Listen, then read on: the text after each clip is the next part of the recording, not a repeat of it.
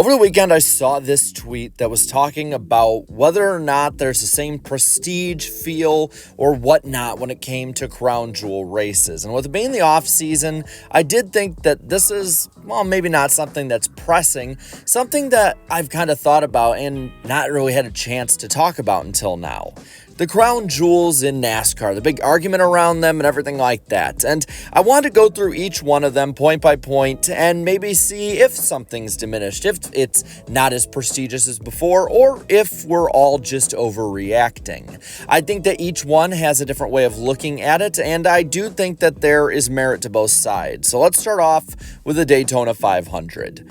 To me, I'm going to lead off. I think this, of all the crown jewels, is the one that is most diminished in prestige or feel of a big event crown jewel in general.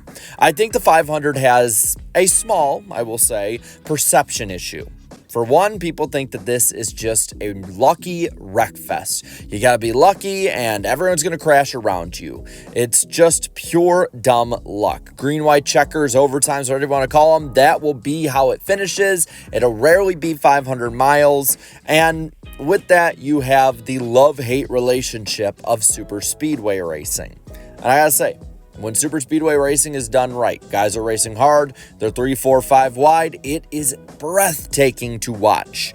But when it is done wrong, when that oh so fine line is crossed, yeah, it's pretty darn rough to watch as a fan. And I think last year's Daytona 500 really sours a lot of people, but I don't think it's just that. The ugly calls at the end of the 2024 race, or at least the controversial calls and how they were covered, definitely hurt that race's prestige just in its own. But you also have to look at the fact that when this race is more often than not run way late at night or on a Monday and not many people are watching, or the drivers are just wanting to get this damn thing done and go home, 2024, 2021, 2020, just to name a few with the rain, it is something that you have to kind of question, like, man, why am I here right now? And personally, I love the Daytona 500. It is one of the races I'm most excited for every year. One, for NASCAR being back, but two, because of everything that's happening with it.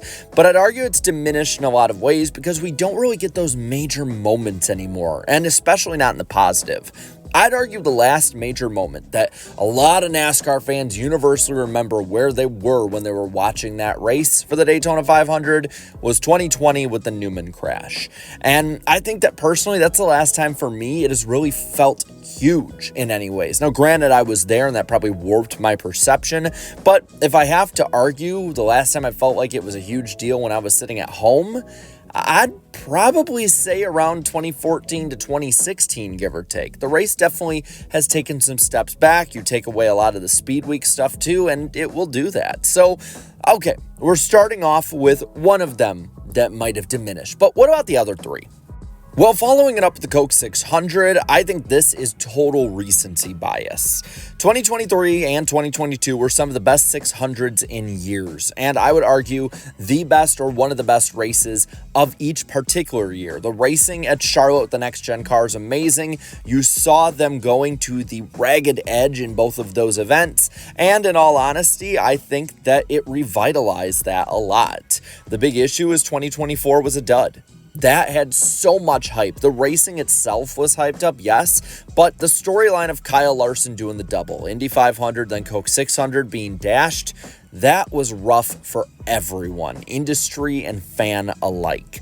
The race ending for humidity only was spitting in the face of those of us that stayed up to watch it when we all saw the track drying, when we all heard the reports of drivers of their cars, and then the next thing we see is nothing going on, and then Fox trying to twist it like, oh, well, it's still raining. No, it wasn't. And that is going to warp what we thought. But I'd say I'd be one of the doom posters before 2022. But the mediocre race in 2024 not being finished and then also being a disappointment does not take away any hype, I think, for 2025 to have a redo of that. And plus, with the great racing with the next gen at these 1.5 mile tracks, I don't want people going into this, oh, it's just going to be another bad crown jewel, when in all honesty, it's probably going to be up there with one of the best races of the year if it runs to completion.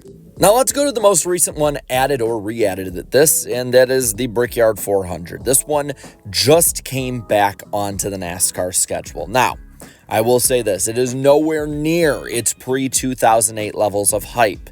The pre-pandemic, though, yeah, it's above that, I will say. It's not 2008, but it definitely ain't 2020 and 2019 as well.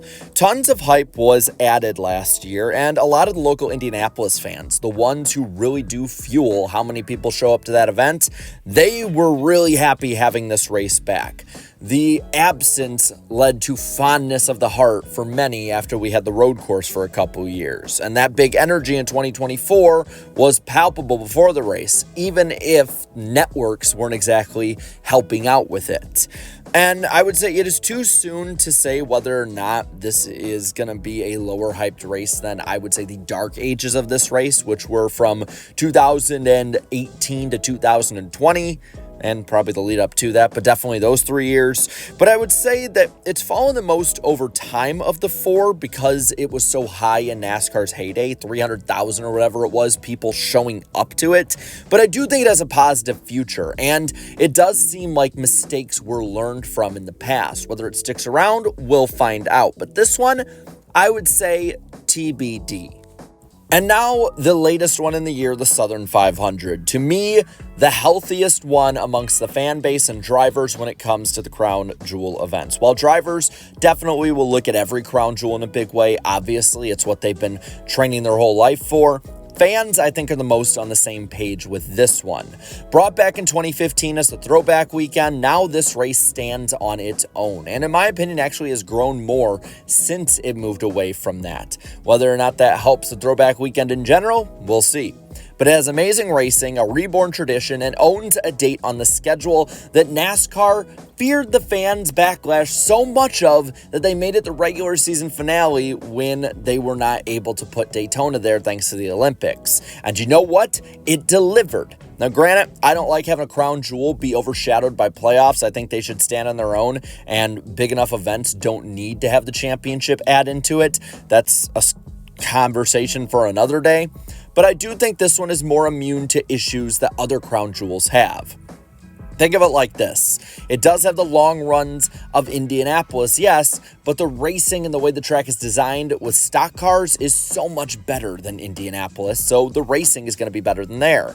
The long runs, yeah, might have good racing just like the Coke 600, but I do think this track challenges drivers more. So you know the best, regulars and upsets that would win alike are going to show up at the front. The upsets of this race are way more higher up the totem pole of talent, and I would say results overall, than the totem pole of the Daytona 500. And you have less overtime craziness. The attrition rate, I think, helps with that as well.